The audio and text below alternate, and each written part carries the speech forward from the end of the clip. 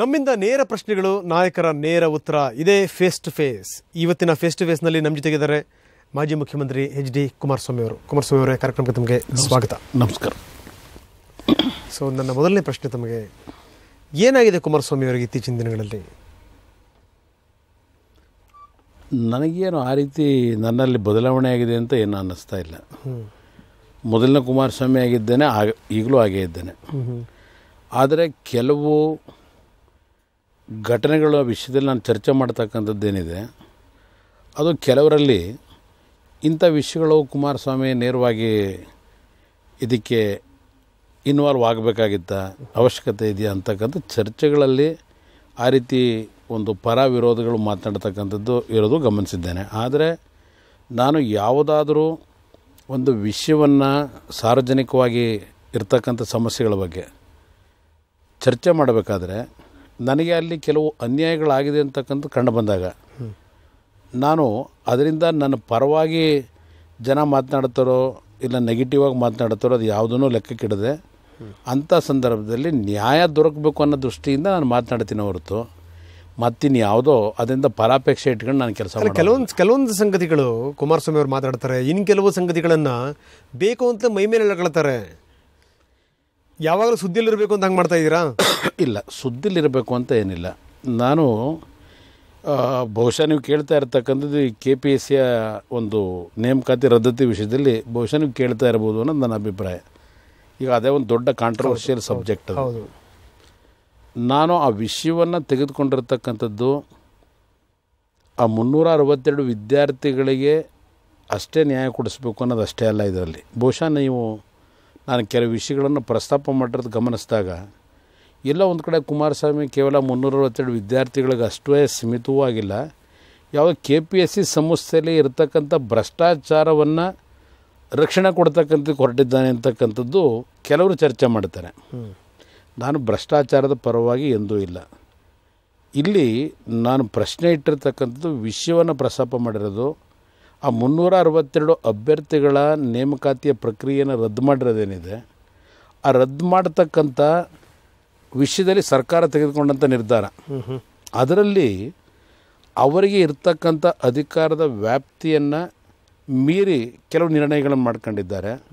ಮತ್ತು ಆ COD enquiry ಅಂತಕ್ಕಂಥದ್ದನ್ನು ಏನು ಹೇಳ್ತಾರೆ, ಆ ಎನ್ಕ್ವೈರಿಯಲ್ಲಿರ್ತಕ್ಕಂಥ ಸತ್ಯಾಂಶಗಳನ್ನು ಜನತೆಯ ಮುಂದೆ ಇಡಲಿಲ್ಲ, ಇಲ್ಲ ವಿಧಾನಸಭೆ ಕಲಾಪದಲ್ಲಿ ಇಡಲಿಲ್ಲ, ಹೋಗಲಿ ನ್ಯಾಯಾಲಯದ ಮುಂದೆ ತೆಗೆದುಕೊಂಡೋಗಿ ಇಡಲಿಲ್ಲ. ಇಲ್ಲಿವರೆಗೆ ಅವರೇ ಇವತ್ತು ಹೌದು ಅಲ್ಲಿ ಅಕ್ರಮ ಆಗಿದೆ ಅದಕ್ಕೆ ರದ್ದು ಮಾಡಿದ್ದೇವೆ ಅಂತ ಹೇಳ್ತಾರೆ. ಅಕ್ರಮ ಆಗ್ತಕ್ಕಂಥದ್ರಲ್ಲಿ ಯಾವ ಸ್ಪೆಸಿಫಿಕ್ ಆಗಿ ಅಲ್ಲಿ ಭ್ರಷ್ಟಾಚಾರ ಆಗಿದೆ, ಇಲ್ಲ ಪ್ರಶ್ನೆ ಪತ್ರಿಕೆಗಳ ಉತ್ತರ ಪತ್ರಿಕೆಯನ್ನು ಮೌಲ್ಯಮಾಪನ ಮಾಡ್ತಕ್ಕಂಥದ್ರಲ್ಲಿ ಏನಾದರೂ ಅಕ್ರಮಗಳು ನಡೆದಿದೆಯೋ, ಹಣಕಾಸಿನ ವ್ಯವಹಾರದಲ್ಲಿ ಅಕ್ರಮಗಳು ನಡೆದಿದೆಯೋ, ಇದರ ಸ್ಪಷ್ಟವಾದಂಥ ಮಾಹಿತಿ COD ಎನ್ಕ್ವೈರಿಲಿ ಎಲ್ಲೂ ತೋರಿಸಲ್ಲ.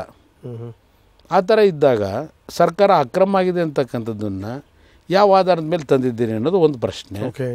ಇನ್ನೊಂದು ಪ್ರಶ್ನೆ, ಆ ವಿದ್ಯಾರ್ಥಿಗಳಿಗೆ ಅಲ್ಲಿರ್ತಕ್ಕಂಥವ್ರು ಹೆಚ್ಚಿನ ಸಂಖ್ಯೆಯಲ್ಲಿ ಬಡ ಕುಟುಂಬದಿಂದ ಬಂದವರಿದ್ದಾರೆ, ಹಣ ಕೊಟ್ಟು ಕೆಲಸ ಮಾಡಿಸ್ಕೊಳ್ತಕ್ಕಂಥವ್ರಿಲ್ಲ. ಅಲ್ಲಿ ನೋಡಿದಾಗ ಪರಿಸ್ಥಿತಿ ಆ ರದ್ದು ಮಾಡಿದ ದಿನ ನಾನು ಮಾಧ್ಯಮದ ಸ್ನೇಹಿತರುಗಳಿಗೆ ಮನವಿ ಮಾಡಿದೆ, ಒಂದು ಕೆಲಸ ಮಾಡಿ ಆ ವಿದ್ಯಾರ್ಥಿಗಳು ಯಾರು ಆಯ್ಕೆಯಾಗಿದ್ದಾರೆ ಅಭ್ಯರ್ಥಿಗಳು ಅವ್ರ ಮನೆಗಳಿಗೆ ಹೋಗಿ ಅವ್ರ ಮನೆಗಳ ಪರಿಸ್ಥಿತಿ ಏನಿದೆ, ಆ ಬ್ಯಾಕ್ಗ್ರೌಂಡ್ಗಳು ಪ್ರಯತ್ನ ಮಾಡಿದ್ವಿ, ಹಣ ಕೊಟ್ಟು ಅವ್ರು ನಿಜಕ್ಕೂ ಈ ಒಂದು ಉದ್ಯೋಗವನ್ನು ಪಡ್ಕೊಂಡಿದ್ದಾರೆ, ಅಕ್ರಮವಾಗಿ ಈ ಉದ್ಯೋಗ ಸಂಪಾದನೆ ಮಾಡಿದ್ದಾರೆ, ವಾಸ್ತವಾಂಶ ಏನಿದೆ ಜನಗಳ ಮುಂದೆ ಇಡಿ ಅಂತೇಳಿ ನನ್ನ ಮಾಧ್ಯಮದ ಸ್ನೇಹಿತರಿಗೂ ಮನವಿ. ನಾನು ಕೇಳುವಂಥದ್ದು, ಈ ಬ್ರಹ್ಮಾಂಡ ಭ್ರಷ್ಟಾಚಾರ ಆಗಿರುವಂಥ KPSCನ ಸುಮ್ಮನೆ ಯಾಕೆ ತಮ್ಮ ತಲೆಗೆ ಎಳ್ಕೊಂಡ್ರಿ?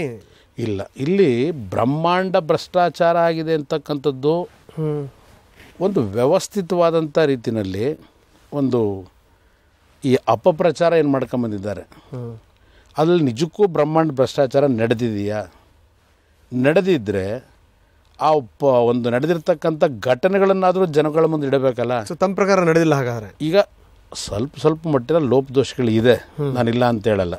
ನೀವು KPSC ಎಲ್ಲೆಲ್ಲಿ ಅನ್ಯಾಯ ಆಗಿದೆಯಲ್ಲ ಅದ್ರ ಬಗ್ಗೆ ನೀವು ಚರ್ಚೆ ಮಾಡ್ತಾ ಇದ್ದೀರಿ. ಸರ್ಕಾರ ತನ್ನ ವ್ಯಾಪ್ತಿ ಮೀರಿ ಇದರಲ್ಲಿ ಕೆಲಸ ಮಾಡ್ತಾ ಇದೆ ಅನ್ನುವಂಥ ಮಾತನ್ನು ಹೇಳ್ತಾ ಇದ್ದೀರಿ, ಯಾಕಂದರೆ ಅದೊಂದು ಸ್ವಾಯತ್ತ ಸಂಸ್ಥೆ. ನಾನು ಕೇಳುವಂಥದ್ದೇನು ಅಂದರೆ, ಯಾವ ಉದ್ದೇಶದಿಂದ ಕುಮಾರಸ್ವಾಮಿ ಅವರು ಇಷ್ಟೊಂದು ಇಂಟ್ರೆಸ್ಟ್ ತೋರಿಸ್ತಾ ಇದ್ದಾರೆ? ನಂಬರ್ 1, KPSCನಲ್ಲಿ ನಡೀತಿರುವಂಥ ಭ್ರಷ್ಟಾಚಾರದ ಬಗ್ಗೆನಾ, ಅಥವಾ ನಿಜಕ್ಕೂ ಅಭ್ಯರ್ಥಿಗಳಿಗೆ ಅನ್ಯಾಯ ಆಗಿದೆ ಅನ್ನೋದ್ರ ಬಗ್ಗೆನಾ? ನಂಬರ್ 1 ಅಲ್ಲ. ನಂಬರ್ 2, ಇಲ್ಲಿ ಅದರಲ್ಲಿರುವಂಥ ಭ್ರಷ್ಟಾಚಾರವನ್ನು ಬಯಲಿಗೆಳೆಯುವ ನಿಟ್ಟಿನಲ್ಲಿ ನಿಮ್ಮದು ಕೂಡ ಸಹಕಾರ ಬೇಕು. ಆದರೆ ಎಲ್ಲೋ ಒಂದು ಕಡೆಗೆ ಅದನ್ನು ಮುಚ್ಚಲಿಕ್ಕೆ ಪ್ರಯತ್ನ ಪಡ್ತಾ ಇದ್ದಾರೆ. ಸರ್ಕಾರದ ವಿರುದ್ಧ ನೀವು ಏನಾದರೂ ಅಸ್ತ್ರವನ್ನು ಪ್ರಯೋಗಿಸ್ತಾ ಇದ್ದೀರಾ? ನಂಬರ್ 3, ಗೋನಾಳ ಭೀಮಪ್ಪನವರ ಪರವಾಗಿ ವಕಾಲತ್ತು ವಹಿಸ್ತಾ ಇದ್ದಾರೆ ನೀವು. ಏನರ್ಥ? ನಾನು KPSCಯ ಮೆಂಬರ್ಗಳು ಯಾರೇ ಇರಲಿ, ಅಧ್ಯಕ್ಷರಲ್ಲಿ ಮೆಂಬರ್ಗಳಿರಲಿ, ಅವರು ಯಾರ ಪರವಾಗೂ ವಕಾಲತ್ತನ್ನು ವಹಿಸ್ತಾ ಇಲ್ಲ. ಅದು ಭಾಳ ಸ್ಪಷ್ಟವಾಗಿ ಹೇಳ್ಬಿಡ್ತೀನಿ. ಒಂದು, ಆ ಅಭ್ಯರ್ಥಿಗಳು ಇವತ್ತೇನು ಅನ್ಯಾಯಕ್ಕೊಳಗಾಗಿದ್ದಾರೆ, ನಾನು ಆ ಅಭ್ಯರ್ಥಿಗಳಿಗೆ ಅಷ್ಟಕ್ಕೆ ಸೀಮಿತವಾಗಿದ್ದೀನಿ ಅಂತಕ್ಕಂಥದ್ದನ್ನು ಬೇರೆಯವರು ಏನಿದ್ದಾರೆ ಅವರು ಆ ರೀತಿ ಭಾವಿಸೋದು ಬೇಕಿಲ್ಲ. ನಾನು ಹೇಳಿದೆ, ಯಾರಾದರೂ ವಂಚಿತವಾಗಿರ್ತಕ್ಕಂಥವ್ರು ಯಾವ ರೀತಿ ವಂಚನೆ ಒಳಗಾಗಿದ್ದೀರಿ ಮಾಹಿತಿಯನ್ನು ನಾನು ಮುಂದೆ ತಂದರೆ ನಿಮ್ಮ ಪರವಾಗೂ ಧ್ವನಿ ಎತ್ತೀನಿ ಅಂತಕ್ಕಂಥ ಮಾತು ಹೇಳಿದ್ದೇನೆ. ಅದು ನಿಜಕ್ಕೂ ಅದರಲ್ಲಿ ಸತ್ಯಾಂಶಗಳಿದ್ದರೆ. ಇಲ್ಲಿ KPSC ಮೆಂಬರ್ಗಳ ವಿಷಯದಲ್ಲಿ ನೀವೇನು ಹೇಳ್ತೀರಿ, ನಾನು ಅವ್ರ ಪರವಾಗಿದ್ದೀನಿ ಅಂತ ಯಾರೂ ಭಾವಿಸೋದು ಬೇಡ. ಇಲ್ಲಿ ಒಂದು ಪ್ರಶ್ನೆ ಇರ್ತಕ್ಕಂಥದ್ದು, ಆ ಸಂಸ್ಥೆಯ ಬಗ್ಗೆ ಇವತ್ತೇನಾಗಿದೆ, ಆ ಸಂಸ್ಥೆಯ ಬಗ್ಗೆ ಯಾವುದೇ ಜನತೆಗೆ ನಂಬಿಕೆ ಇಲ್ಲ. ಈ ರಾಜ್ಯದ 6 ಕೋಟಿ ಜನತೆ ಅದೊಂದು ಭ್ರಷ್ಟ ಸಂಸ್ಥೆ, ಕೊಳತೋಗಿದೆ. ಅದರಿಂದ ಯಾವುದೇ ರೀತಿಯ ಪ್ರಾಮಾಣಿಕವಾದಂಥ ಇವತ್ತು ಅಭ್ಯರ್ಥಿಗಳು ಆಯ್ಕೆ ಆಗೋದಿಲ್ಲ. ಪ್ರತಿಯೊಬ್ಬರು ಹಣ ಕೊಟ್ಟೆ ಆಯ್ಕೆ ಆಗ್ತಾರೆ. ಈ ರೀತಿಯ ಭಾವನೆ ಬಹುಶಃ 6 ಕೋಟಿ ಜನತೆಯಲ್ಲೂ ಮೂಡಿಬಿಟ್ಟಿದೆ. ಇವತ್ತು ಇದನ್ನು ಸರಿಪಡಿಸಬೇಕಾದ್ರೆ ಬಹುಶಃ ಈಗೇನು ಮುಖ್ಯಮಂತ್ರಿಗಳು ಏನು ಹೇಳ್ತಾರೆ, ಈ ಸರ್ಕಾರ ಭ್ರಷ್ಟಾಚಾರ ತೊಳೆದು ಪರಿಶುದ್ಧಗೊಳಿಸಿ ಮುಂದೆ ನಾವು ನ್ಯಾಯಯುತವಾದಂಥ ರೀತಿಯಲ್ಲಿ ನಾವು ಅಲ್ಲಿ ಒಂದು ಆ ಸಂಸ್ಥೆ ಕೆಲಸ ನಿರ್ವಹಿಸ್ತಕ್ಕಂಥದ್ದಕ್ಕೆ ತೀರ್ಮಾನ ತಗೋತೀವಿ ಅಂತ ಹೇಳಿದ್ದಾರೆ. ಯಾವ ಥರ ನ್ಯಾಯ ಒದಗಿಸ್ತಕ್ಕಂಥ ಪರಿಶುದ್ಧವಾಗಿ ತೊಳೆದು ಕೆಲಸ ನಿರ್ವಹಿಸ್ತಾರೆ ನೆಕ್ಸ್ಟು? ಸ್ವಲ್ಪ ಈ ಪರೀಕ್ಷೆ ಪ್ರಾರಂಭ ಆಗೋದಕ್ಕಿಂತ ಮುಂಚೆ ಜನತೆ ಮುಂದೆ ಇಟ್ಬಿಡೋದು ಸೂಕ್ತ.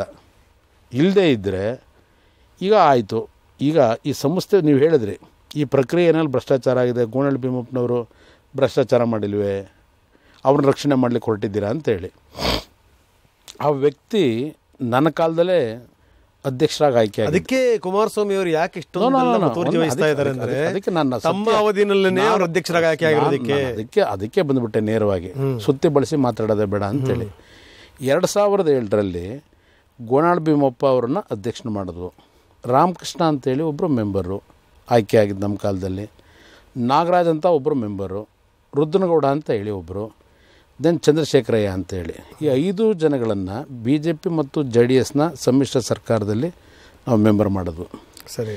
2007ರಿಂದ 2011ನೇ ಇಸ್ವಿವರೆಗೆ ಸುಮಾರು 60-70 ಸಾವಿರ ಉದ್ಯೋಗವನ್ನು ನಮ್ಮ ಕಾಲದಲ್ಲಿ ಏನು ತೀರ್ಮಾನ ಮಾಡೋದು, ನಾನು ಮುಖ್ಯಮಂತ್ರಿ ಇದ್ದಾಗ 55,000 ಶಿಕ್ಷಕರು, ಕಾಲೇಜ್ ಲೆಕ್ಚರರ್ಸ್ನ ಆಯ್ಕೆ ಮಾಡ್ತಕ್ಕಂಥ ನಿರ್ಧಾರ ಮಾಡೋದು. ಹಲವಾರು ಇಲಾಖೆಗಳಿಗೆ ಅದು ಪ್ರೊಫೆಷನರಿ ಗೆಜೆಟೆಡ್ ಆಫೀಸರ್ಗಳ ಪೋಸ್ಟ್ಗೂ ನನ್ನ ಕಾಲದಲ್ಲಿ ನಿರ್ಧಾರ ಮಾಡೋದು. 2007ರಿಂದ ಅಲ್ಲಿ ನಡ್ಕೊಂಬಂತು KPSCಯ ಏನೋ ಒಂದು ನೇಮಕಾತಿಗಳು. 2011ರ ನೇಮಕಾತಿಯ ಬಗ್ಗೆ ಇವತ್ತೇನು ದೋಷಾರೋಪ ಹೊರಿಸಿದ್ದಾರೆ, ಲಂಚ ರುಷುತ್ತುಗಳು ನಡೀತು ಅಂತ ಹೇಳಿ. ಇದೇ ಅಧ್ಯಕ್ಷರು ಇರ್ತಕ್ಕಂಥ ಅವತ್ತಿನ ಆ 2007ರಿಂದ 10ನೇ ಇಸ್ವಿವರೆಗೆ ನಡೆದಿರ್ತಕ್ಕಂಥದ್ರಲ್ಲಿ 70-80 ಸಾವಿರ ಆಯ್ಕೆ ಏನಾದರೂ ಅವತ್ತು ಯಾರೋ ಇಂಥ ಒಂದು ಅನ್ಯಾಯ ಅಕ್ರಮ ಆಗಿದೆ ಅಂತೇಳಿ ಯಾರಾದರೂ ಹೊರಗೆ ಬಂದ್ರ? H. ವಿಶ್ವನಾಥ್ ನಿಮಗೆ ಹಲವಾರು ಪ್ರಶ್ನೆಗಳನ್ನ ಕೇಳಿಯಾರ ಇದಕ್ಕೆ ಸಂಬಂಧಪಟ್ಟಂಗೆ.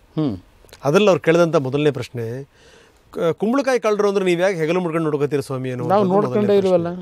ವಿಶ್ವನಾಥ್ ಇನ್ನೊಂದು ಪ್ರಶ್ನೆ ಎತ್ತಿದ್ದಾರೆ ನೋಡಿ. ಕುಮಾರಸ್ವಾಮಿ ಅವರು ಈಗ ಇಷ್ಟೊಂದೆಲ್ಲ ಮಾತಾಡ್ತಾರೆ. ಹಿಂದೆ ಇದೇ KPSC ಅಧ್ಯಕ್ಷರಾಗಿದ್ದಂಥ ಕೃಷ್ಣ ಅವ್ರನ್ನ ಒಳಗಡೆ ಹಾಕಿದ್ರು, ಆವಾಗ ನೋಡ್ಕೊಂಡು ಮಾತಾಡಿಸ್ಕೊಂಬಂದ್ರು ಅವ್ರನ್ನ. ನಾನು ಕದ್ದೇನಾದರೂ ಹೋಗಿ ಭೇಟಿ ಮಾಡೋದನ್ನ